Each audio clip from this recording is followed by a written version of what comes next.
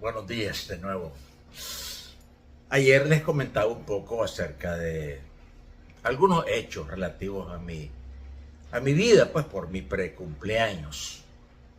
Y bueno, estaba llegando con ustedes hasta mi época de ingreso a la Facultad de Medicina y decirles pues que había cumplido a los 16 años el primer gran sueño de mi vida, el poder tener la oportunidad de ser médico.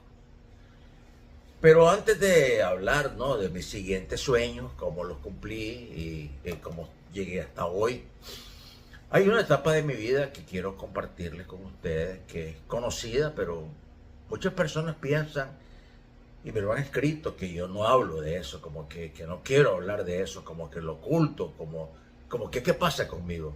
Pero no, no es así. Se trata de la faceta de mi vida política desde que yo comencé siendo un adolescente. Pues miren, la historia es así, ¿no? Yo nací viendo, no leyendo, viendo directamente con mis ojos, con mi experiencia de vida, con la vida de mi familia, mi mamá, mi abuelita, lo que era la explotación, lo que sigue siendo la explotación del hombre por el hombre. Dicho esto, sí, mucha gente, bueno, este tipo está en el siglo XVI, XVII, XVIII, se quedó atrás en el tiempo, ¿no? Pero no, eso sigue ocurriendo hoy, 18 de diciembre de 2024. Pues bien, donde yo nací, el Ingenio San Antonio, que era en ese tiempo un centro agroindustrial, si no me equivoco, el más importante de Centroamérica. Venían trabajadores de toda Centroamérica. Recuerdo al menos yo, trabajadores de Honduras y de El Salvador, algunos de Costa Rica, que venían en el tiempo de zafra, ¿no?, que es la época de más contratación. Según las crónicas de la época, hasta 30.000 trabajadores laboraban en el Ingenio San Antonio. Y bueno, ¿qué les puedo decir? Mi, mi visión y mi experiencia más cercana era con el llamado trabajador pailero, el que corta la caña a mano en ese entonces con un machete, sin guantes, sin medios de protección. Se les escuchaba caminar muy de madrugada, hablo de las 4 de la mañana, para ir a tomar pues los camiones que lo llevaban hacia el Ingenio San Antonio, dado que su jornada laboral empezaba con los primeros rayos del sol, por el efecto que tiene, ¿no?, el sol en la piel del ser humano, la deshidratación, lo que después se conoció como la epidemia de insuficiencia renal crónica que mató a miles de trabajadores. Pues bien, esas personas envejecían tan prematuramente que usted miraba a un hombre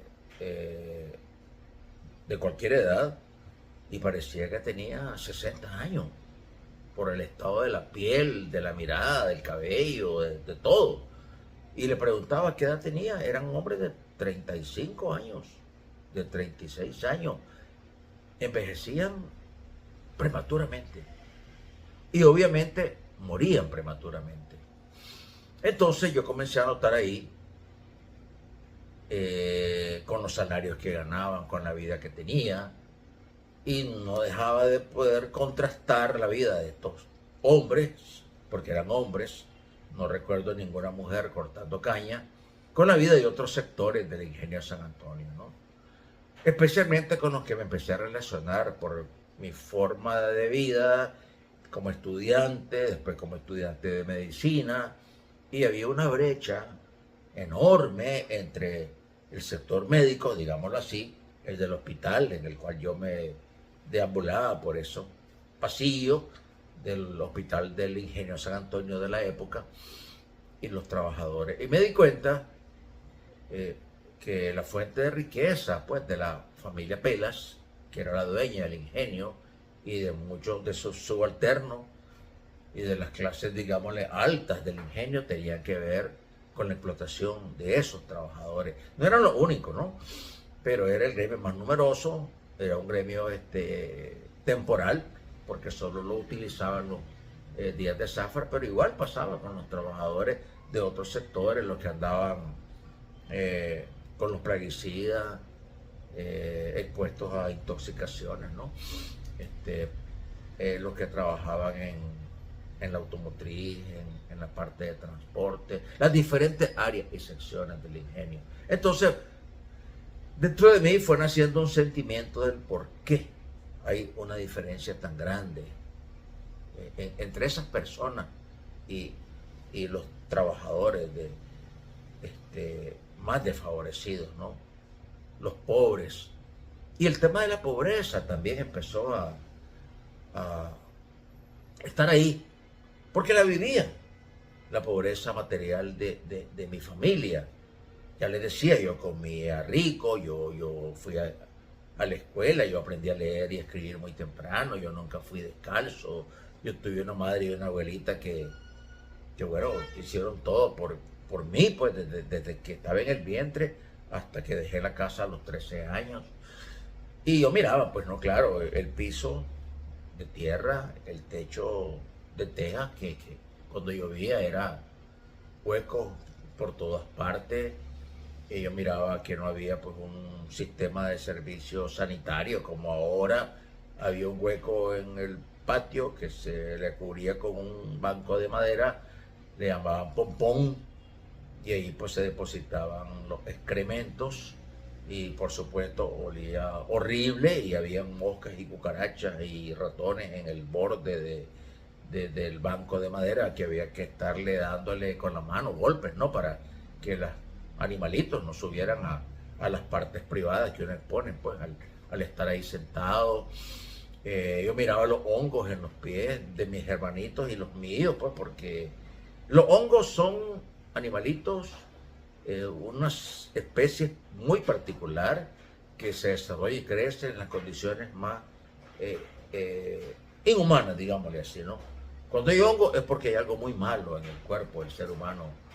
Por ejemplo, una persona con cáncer hace hongo, hace micosis y de eso muere posiblemente. Con la epidemia del VIH nos dimos cuenta porque se inmunodeprime y al estar inmunodeprimido pues entonces sufre infecciones oportunistas en diferentes partes del cuerpo y ahí aparecen los hongos. Entonces yo miraba pues eso en mi vida. No había un sistema de desecho del agua, el agua que uno usa para lavar y eso. Y era costumbre que había unos huecos en las casas, un lugar donde estaba el agua sucia de lavarropa, digámosle, o trastos o algo así. Y parte de mis deberes era, pues, con un balde, con una pana, con algo, llevar esa agua servida, como se le llama, y regarla en el patio o tirarla en la calle. Porque había unos tubos artesanales que conectaban el agua que estaba dentro de la casa hacia la calle y ahí el agua corría, ¿no? Como mi mamá no dejaba que eso ocurriera, me mandaba a mí pues para que yo vaciara el hueco que estaba ahí en la calle y lo regara, pues, ¿no? Y no corriera el agua por el vecindario, ¿no? Entonces eso era la pobreza de entonces, según los indicadores que ahora y después fui conociendo de lo que era ser pobre, de lo que era después la extrema pobreza. No existían clases medias como tales en ese tiempo. Ese fue un invento posterior y la gente pues con un nivel de vida más alta. Y yo me empecé a preguntar pues por qué en mi casa no hay televisor como en otras casas, por qué en mi casa no hay alguien que ayude a mi mamá pues o a mi abuelita como en otras casas. Y me fui dando cuenta pues de las diferencias que tanto noté en el ingenio como en mi propia vida personal. Y un día, ¿qué tendría yo? No sé, 12 años, 13 años. Caminaba por la calle y escuché pues que había un grupo de gente en un local, que algo pasaba, ¿no?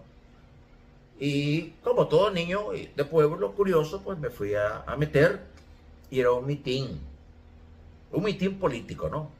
Del doctor Virgilio Godoy, un político nicaragüense que ya ha fallecido, en paz descanse, y que estaba hablando de estos temas. Virgilio creo que fue la única vez que yo lo escuché hablar. Tenía una oratoria, tenía una dicción, tenía una forma de explicar las cosas como un profesor universitario de los buenos. Entonces ese día yo me quedé, ¿qué habrá sido? ¿Media hora? ¿15 minutos? ¿Una hora? No lo sé, pero yo me quedé extasiado escuchando la explicación que el doctor Godoy daba del por qué ocurrían las cosas que yo vivía y convivía y había visto y seguí viendo el resto de mi vida y la sigo viendo ahora, de otra manera, pero la sigo viendo, ¿no? Así que cuando esa pequeña conciencia de clase que estaba en mí, que fui al colegio, pues en León, al Instituto Nacional Máximo Jerez, con profesores catedráticos universitarios, con clases de economía política. Entonces se me fue como armando un modelo en mi cabeza de lo que ocurría en Nicaragua, con la familia Somoza, con la oligarquía que lo apoyaba, conservadora, pues el partido político de oposición, que era pues una mueca, ¿no? Era un instrumento más del somocismo para aparentar que había algún tipo de oposición. Era el dueño de todo. La familia Pelas era parte de los amigos del general, por llamarle así. La familia, los ricos en general, pues no tenían algunas contradicciones, pero en el fondo los unía el capital, el dinero. Así que mientras un pequeño grupo de nicaragüenses lo tenía todo, digo lo que yo miraba, ¿no? Casas preciosas que solo en el cine, pues, que siempre fue una de mis aficiones de niño, podía ver casas con garaje, con un carro o dos, con piscina, con jardines, con trabajadores que le hacían las cosas al dueño. Vi una vida como palaciega, ¿no? Para mí. Y la vida que llevábamos la mayor parte de personas, yo incluido. Así que con todos esos insumos, pues cuando un día, caminando por las calles del pueblo, en vacaciones del año 1976, se me acercó un joven que yo conocía, ¿no? Se llamaba Carlos. Era un poco, o de mi edad, unos meses o un año mayor.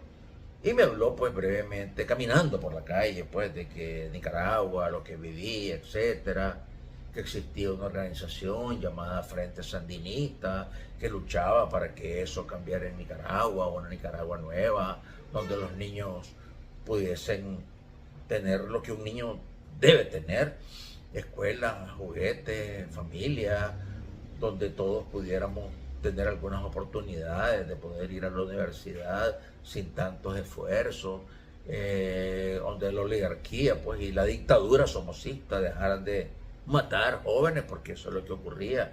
Había asesinato enfrente de mis ojos. Yo fui testigo presencial de una famosa masacre en Chichigalpa, llamada masacre del 26 de mayo, donde 13, 15, 16 jóvenes, la cifra ustedes la pueden buscar pues en la historia, es la masacre del 26 de mayo, así se le conoce.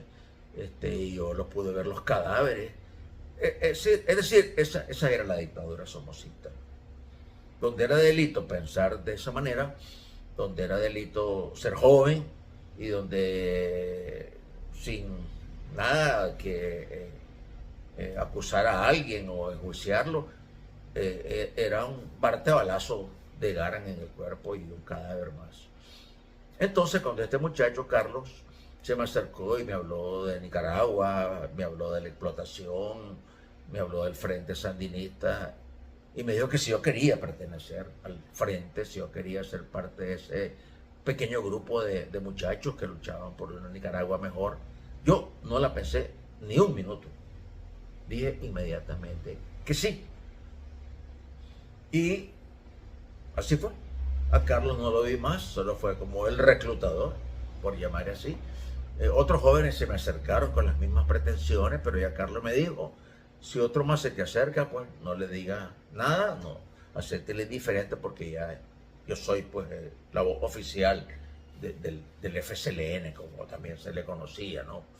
Así que otros amigos míos, Manuel Ballesteros, lo recuerdo particularmente, que me insistió por mucho tiempo, era compañero de colegio de la primaria, y yo a Manuel pues le dije que no, me le hice el desentendido, Pero bueno, ya un día después apareció María Lourdes Girón, aún vive. Debo decir que es una de las mujeres que yo más admiro, una mujer igual, como tal vez como yo, pues de mi edad, no sé, un poquito mayor, no sé, muy jovencita. Admiro por su valentía, admiro por el ser mujer, incluso, ¿verdad? Se puede decir que yo nací en un mundo machista y era una mujer militando, siendo la dirigente del frente de la zona. Bueno, en fin, conocí a María Lourdes, ella me juramentó, me llevó a un lugar, hice el ritual pues del juramento al Frente Sandinista, me integró al primer círculo de estudio político de mi vida, donde estaban ahí pues, éramos 4 o 5, ahorita solamente recuerdo a Euclides, que es el seudónimo de José David Zúñiga, un muchacho igual vecino pues ahí, pero de una clase un poquito más acomodada que yo. Y ahí pasamos, mire, las madrugadas de por lo menos 2 años de mi vida, o tal vez 1 año, no lo sé. Pero eran todas las madrugadas, ellos llegaban entre 10, 11 de la noche, uno por uno, despacito. Mi mamá obviamente se dio cuenta y nunca me dijo nada. Y toda esa historia de el círculo de estudio de los muchachos que entraban calladitos a la casa, de irnos a la cocina, de encender una vela para poder leer, porque eso es lo que hacíamos, leer y nos explicaban las cosas, hacíamos preguntas. Todo eso solo recordaba la novela de Máximo Gorki. Y sigue siendo el recuerdo que está en mis neuronas de largo plazo. La madre, Pelagia, el hijo Pavel, el padre alcohólico. Bueno, yo no tuve padre, pues, y no, esa parte pues del libro pues no era aplicado a mi vida, pero ese grupo de jóvenes idealistas, puros, revolucionarios, que con qué entusiasmo nos reuníamos a escuchar a María Lourdes, a leer pues todo lo que leímos, eran muchos libros, los libros de la época, ¿no? Los Condenados de la Tierra, los libros de Martha Harnecker, Paulo Freire, todo aquel joven que aún vive de los años 60, pues contendrá la lista completa de libros de la época. Y así fue mi escuela de formación política, mi juramento al frente, y poco a poco empezaron a llegar las tareas revolucionarias. ¿Qué es lo que yo hacía? Bueno, creo que lo más importante, éramos hormiguitas, ¿no? De un sueño casi imposible, ver a Nicaragua libre del somocismo y una nueva Nicaragua. Era tomar, pues, un interlocal. Yo salía de clases a las 5 de la tarde en el hospital. Esa parte me la salté un poco, pero voy a volver en el siguiente video.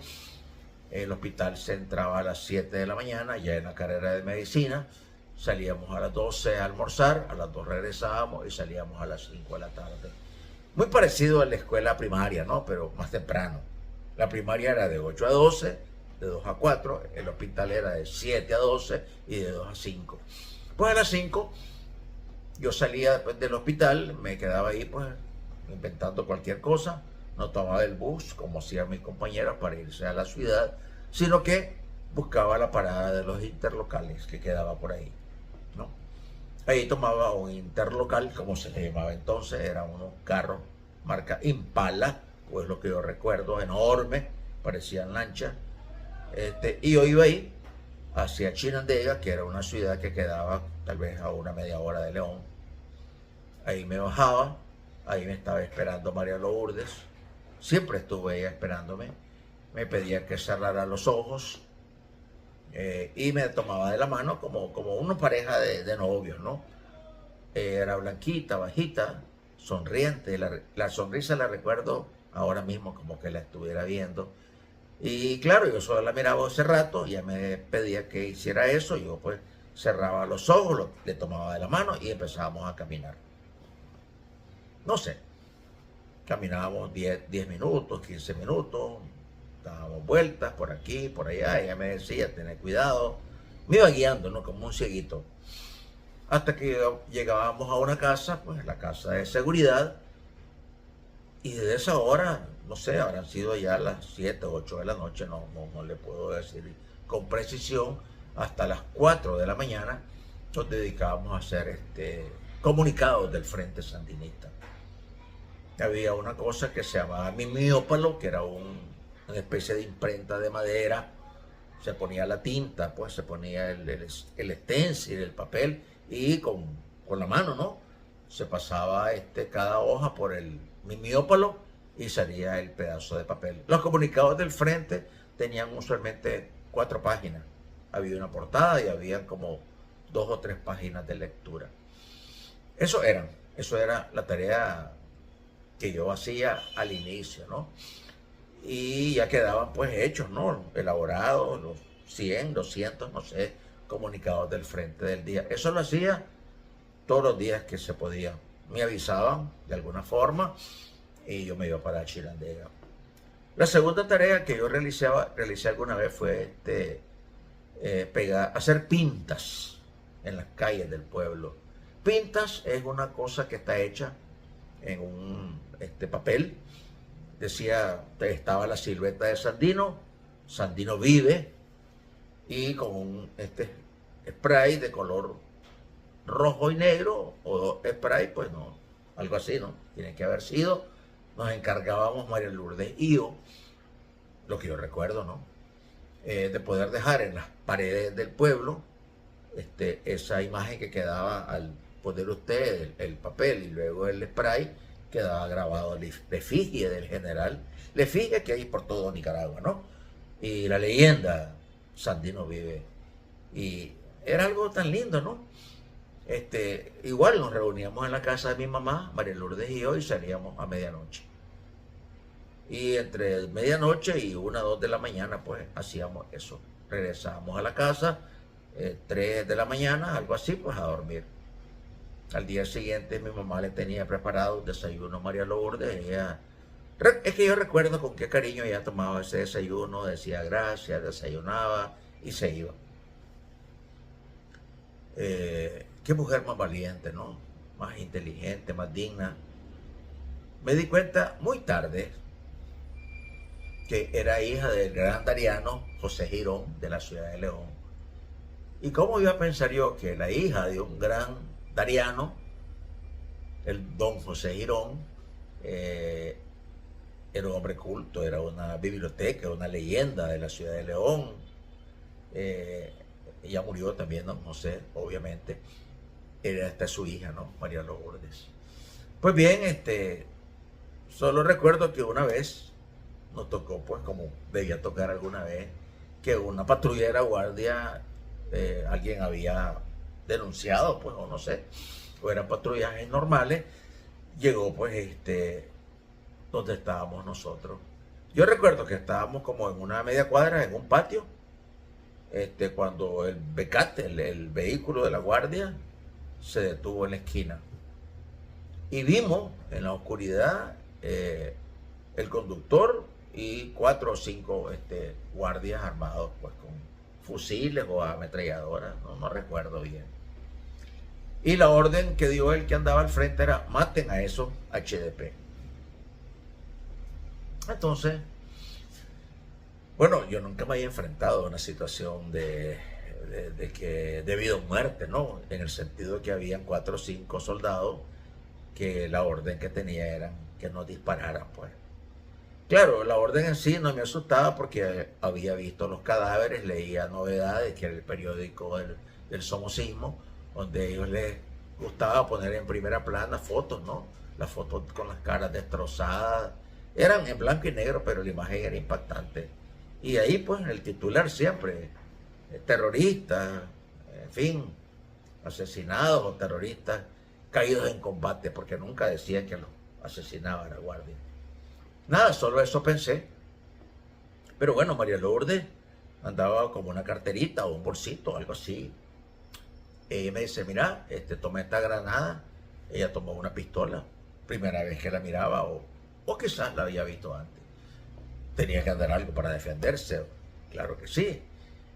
Y la granada me dijo, pues aquí tenés, esto es una espoleta, se suelta, dura 10 segundos, no dejes que te capturen porque te van a torturar o te van a matar.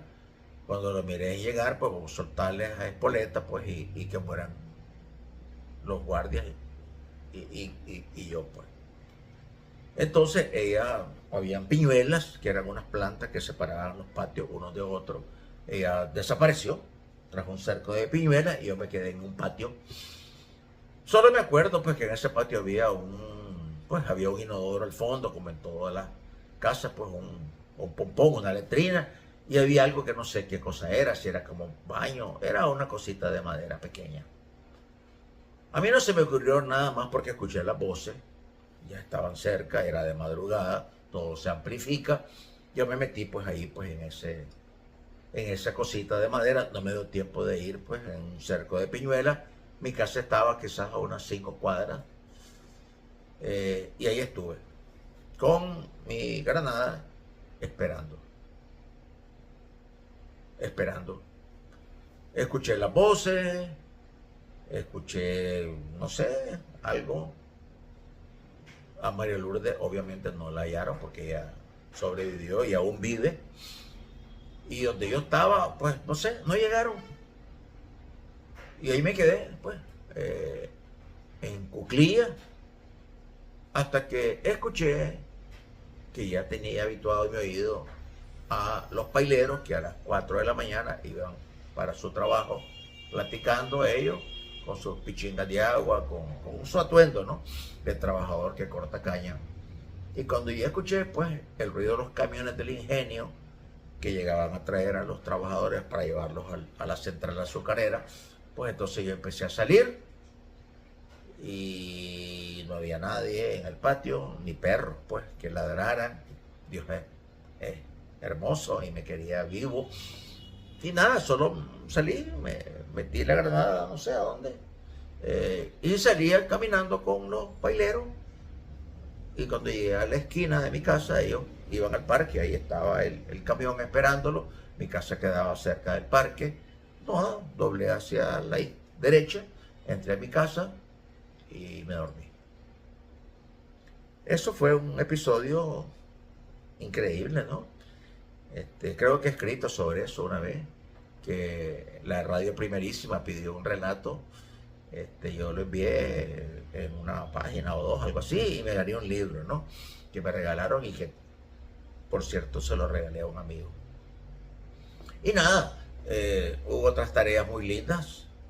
Una de ellas fue lo que se conocía como el movimiento cristiano, que era un movimiento de estudiantes cristianos. Yo era católico pues de vida, de nacimiento, de tradición, de fe infantil. Sigo siendo católico. Nunca he pensado en dejar mi fe o cambiarme. Nunca he sido ateo ni agnóstico. Siempre he creído pues en el Dios creador todopoderoso, en el amor de la Virgen. Sigo siendo, ¿verdad?, ese católico de niño que fue acólito, que fue sacristán, que rezaba el rosario en la iglesia, que rezaba las novenas de la Virgen, del Niño Dios, que sigue yendo a misa, que fue lector, que fue catequista de la pastoral familiar, que fue catequista de la iglesia en Nicaragua, y sigo siendo el mismo, ¿no? Solo que con los años, obviamente, que tengo encima. Entonces, conocí al padre Juan Bautista Peguero, era el párroco de Pozo Ortega, y con él conocí al Dios de los pobres.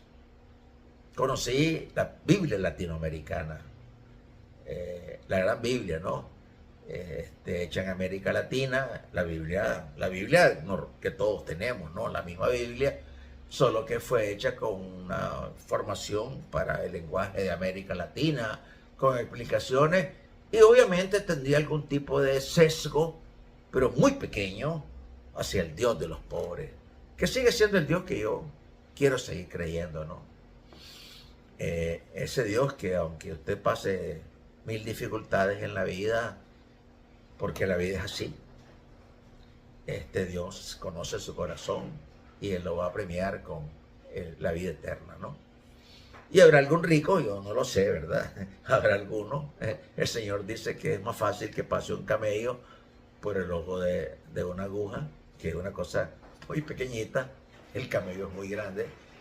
Y el Señor dice que va a ser más fácil que un camello pase por el ojo de la aguja que un rico entre al reino de los cielos, ¿verdad? Y él conoció la riqueza y conoció la pobreza porque él nació en una familia pobre, ¿no? El hogar de María y de José. Pues bien, entonces con el padre fueron una época maravillosa de evangelización en Pozo Ortega, los famosos zanjones de Pozo Ortega, donde el somocismo dejaba caer los cadáveres de los campesinos. Es un lugar sagrado, lleno de sangre inocente, de gente buena, de gente pura, de gente de un corazón dispuesto a dar la vida por los demás. Y aquí díganme ustedes si el evangelio y la vida de los hombres y mujeres de ese tiempo había una marcada diferencia. Yo siempre he pensado que no, y moriré equivocado, ¿no? No hay nada más hermoso que dar la vida por los demás. Ciertamente el gran modelo es Jesucristo, que sin tener pecado ni cometer delito alguno subió a la cruz y murió por todo. Su redención, pues su sangre nos hizo libres, nos dio la posibilidad pues de ser libres en la libertad de los hijos de Dios, de ir al cielo. Pero bueno, con el Padre pude tener la experiencia cristiana más bonita de mi adolescencia. Poder ir con mi Biblia a predicar la palabra y a hablarle del Dios de los pobres. El Padre también ya falleció, muy anciano, que Dios lo tenga en su gloria. Otra tarea muy linda fue la organización de los jóvenes del movimiento estudiantil de secundaria, como se le llamaba, ¿no? Y ahí pues fui al instituto. Ya no era el que yo conocí, porque ya había un instituto en ese tiempo. Hablo de los años 70. Y ahí pues pude vincularme con los muchachos que estaban iniciando el movimiento de los jóvenes de secundaria, dar algún tipo de orientación política, algún tipo de información. Nada, lo que hacíamos ya como los militantes con alguna experiencia, ¿no? No tenía ninguna, pero así me consideraba yo con alguna experiencia.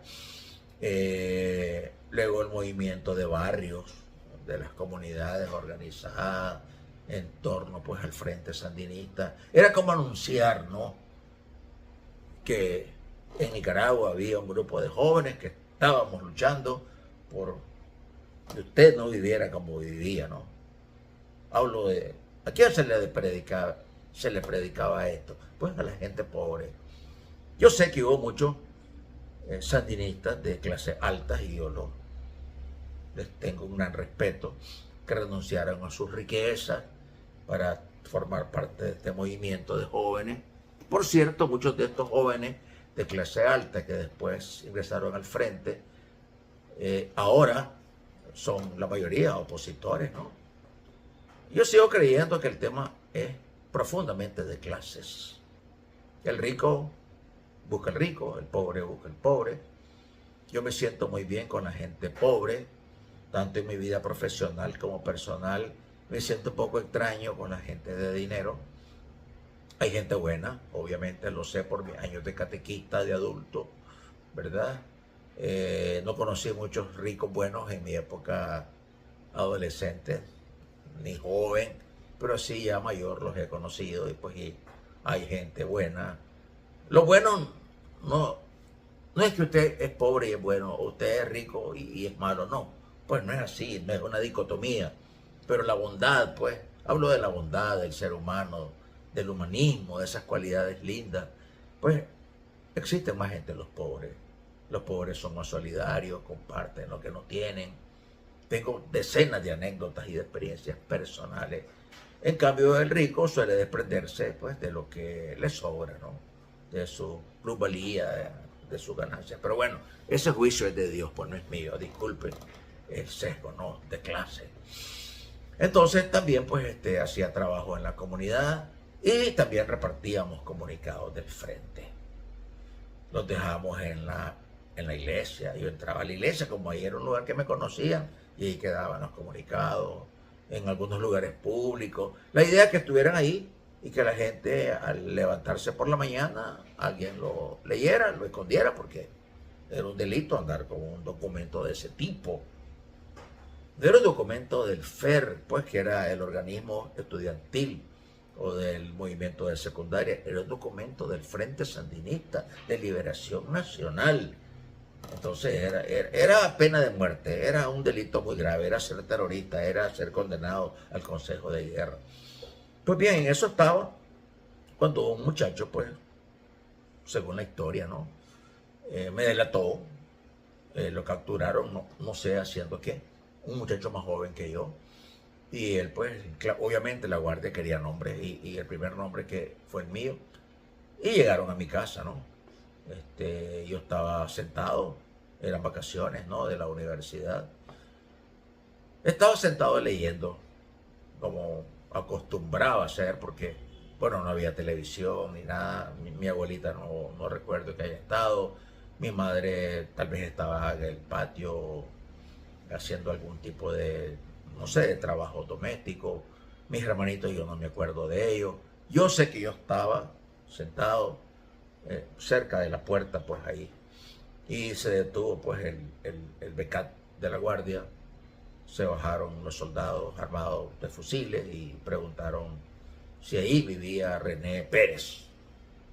Yo podía haber dicho que no, yo podría haber dicho que salió, alguna razón, pero nada, yo sí le dije, pues soy yo, ese es mi nombre. Y nada, inmediatamente pues me agarraron, pues como con la violencia, ¿no? Característica de cualquier militar de una dictadura como la del somocismo. Me tiraron al piso del BECAT, me amarraron con algo las manos por la espalda, me pusieron las botas encima del cuerpo y sin muchas palabras me llevaron al comando de la guardia, ahí pues del pueblo, que quedaba a cuadra y media. Sin ningún trámite, así amarrado, pues me hicieron pasar a una celda, le recuerdo perfectamente, solo yo estaba, era como una cueva oscura, sin luces, como de paredes de adobe y piso como de tierra o de concreto negro, todo negro. Y arriba como unos, no sé, como unos 8 metros, era alta realmente esa celda. Había una lucecita, una verja de hierro. O sea, ni araña, pues, no había ni cómo subir, pues, y no sé, pues, con qué fuerza arrancar eso. Pero ahí estuve poco tiempo.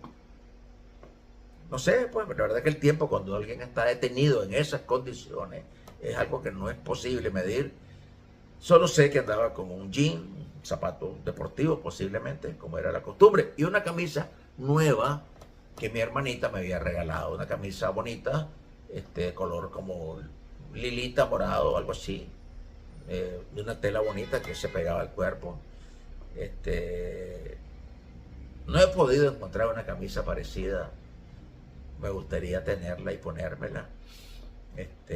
Claro, no se llega al cuerpo ahora porque estoy todo horriblemente, pues, nada, la edad que tengo, ¿no? En ese tiempo era un muchacho de 120 libras, ¿no? Y nada, al rato llegaron, abrieron la celda y alguien dijo, ¿no? Este HDP va pues para Chinandega. Y así fue, otra vez al piso, siempre amarrado, siempre las botas encima del cuerpo, los soldados hablando de ellos, y cuando hablaban de mí, pues era lo mismo, HDP. Chinandega era famoso porque era la sede de un famoso torturador, apodado el Perro Gómez. Era famoso por ser como el cementerio de jóvenes sandinistas. Y así fue. No recuerdo si me registraron o algo. Registrar, pues, como se ve en las películas, ¿no? Huellas digitales, fotografía. No. Me pasaron a una celda distinta, una celda más normal, no era tan alta. Lo único que era una gran verja, ¿no? Una verja de hierro. Y ahí estuve. Ahí estuve Al inicio me tiraban una bolsa de plástico que después me di cuenta que eran bolsas de frijoles podridos. La verdad es que yo no comí porque bueno, solo de sentir el olor pues de esos frijoles podridos me daba ganas de vomitar. Creo que había una paja, que le llaman así en Nicaragua, un grifo con agua. Sí, tomaba agua, ¿verdad? Algo así. Había un hueco para, como especie como de lugar para las necesidades fisiológicas, algo así. No había una cama. Y no sé, estar ahí, lo que se escucha en ese lugar, lo que nunca voy a olvidar, es gritos, aullidos, disparos, ruido de vehículos que entraban y salían. O sea que lo de día y la noche era algo que no se puede tener como una certeza, porque no hay luz externa, más que la luz del bombillo, como del pasillo, por llamarlo de alguna manera. Y ahí pasó el tiempo, no sé, un día, dos, tal vez, a lo sumo, hasta que un día me dicen, vino tu mamá a verte. Bueno, miren, mi corazón, pues, explotó de alegría, ¿no? No dudaba que mi mamá me quería ver, no dudaba que cuando me sacaron y los vecinos habrán llegado, habrá hecho mil cosas por mí. Después me di cuenta y quizás algún día lo contaré así, aunque yo lo he contado por escrito. Y cuando voy doblando un pasillo, aparece otro tipo, me agarra con más fuerza.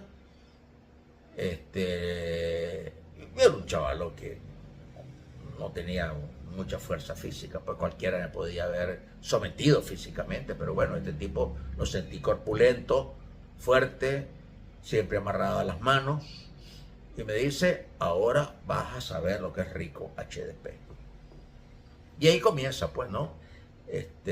Las torturas a las cuales la Oficina de Seguridad Somocista sometía a los jóvenes sandinistas.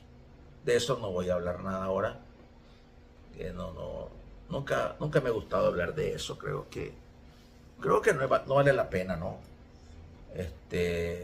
Aunque tal vez sí algún día, para que los jóvenes de ahora conozcan de verdad cómo actuaba el somocismo contra los jóvenes, como yo, pues, jóvenes idealistas, románticos, que querían una Nicaragua mejor y que la única forma de hacerlo era a través del Frente Sandinista. Nadie más lo iba a hacer, nadie más. Los partidos eran una fachada, movimientos populares así no existían, más lo que el Frente había formado, eran frágiles. La Iglesia Católica obviamente estaba a favor del somocismo.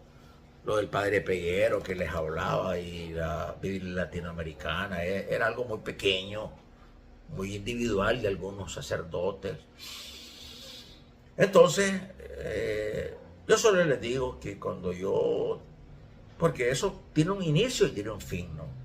La tortura no es por meses. Lo que ellos quieren es nombres. Y yo tenía por el manual de instrucciones, por el entrenamiento recibido, como era resistir lo más que se pudiera. Porque todos tenemos un límite, ¿no? Humano, de cualquier tipo de tortura. Y había que dar tiempo para que los compañeros movieran lo que había que mover. Pero yo no sabía mucho de qué iba a hablar. Ellos querían nombres, querían casas de seguridad y que contara en detalle pues todo lo de mi reclutamiento. Entonces yo tenía mi leyenda en mi cabeza, la fui como trabajando mientras llegaba la tortura, y cuando llegó pues y terminó, y ya dije pues no, que había sido el León falso, que había sido un muchacho que trabajaba en laboratorio de fisiología falso, y ese muchacho ya había muerto. Entonces ya lo habían asesinado, ya su cadáver había sido encontrado por el estadio de León. Y ahí contaba que llegaba pues efectivamente a Chinandega y que alguien me estaba esperando. A veces era una persona, a veces era otra, que nunca les vi las caras, que me tomaban de la mano o del brazo y que llegábamos a un lugar, pues después de dar un recorrido de varios minutos, que imprimíamos los comunicados del frente y a lo demás, pero pues, que yo sepa, según los registros que lleva la Oficina de Seguridad Somocista, no capturaron a nadie por mi culpa. Yo no denuncié a nadie. Y sí, lo que hubo fue un desmantelamiento de la casa de seguridad donde María Lourdes pues trabajaba. Creo que fue el daño, pues. Pero eso ocurría con cada sandinista caído. Eso era como lo que se esperaba, ¿no? Y así fue. Entonces, hago este paréntesis porque cuando yo ingreso a la Facultad de Medicina, yo venía de esa experiencia. Y lo que se me dijo, llegó a verme Irving Dávila, ya murió también. Llegó a verme Víctor Hugo Tinoco, aún vive, y es del grupo opositor al sandinismo ahora, por las razones que él tendrá. Víctor era un muchacho brillante, inteligente, yo lo admiraba mucho. Con Irving tenía menos vínculos, pero igualmente era un gran orador, ¿verdad? Y yo a Irving lo miraba como de los ricos que se hicieron sandinistas, a lo mejor me equivoco, ¿no? Porque Irving era blanquito, ojos claros, simpático, o sea, carita de rico, pues.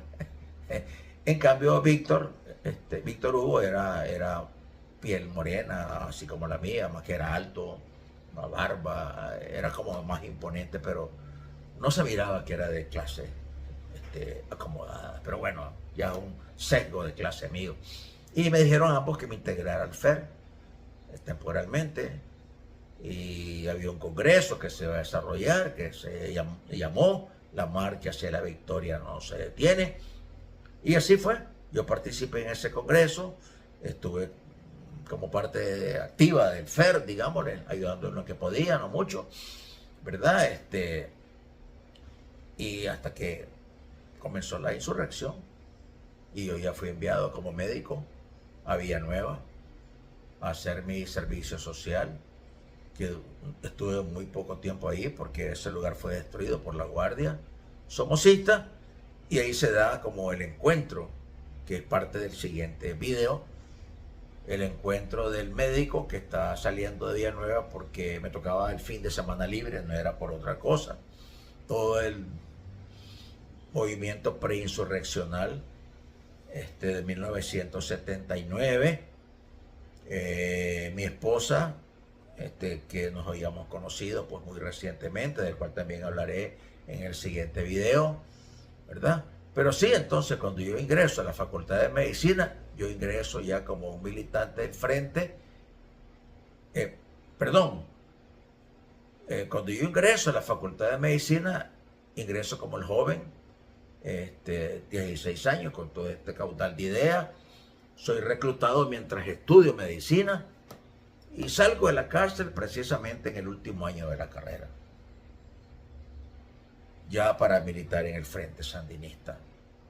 Así que por aquí pues, de esta historia hay mucho que hablar, porque está todo el tema de cómo viví las dos insurrecciones, toda la participación que tuve como sandinista cuando los médicos del pueblo huyeron y el Frente Occidental, Rigoberto López Pérez, me llamó a hacerme cargo de la atención médica en Chichigalpa, que fue una de las primeras ciudades liberadas de Nicaragua, porque luego aún estaban combatiendo en el Fortín, y todos los años, ¿verdad?, de entrega en cuerpo y alma a la revolución que estaban haciendo, pues, en la década de los 80. Pero ese es el tema del video siguiente.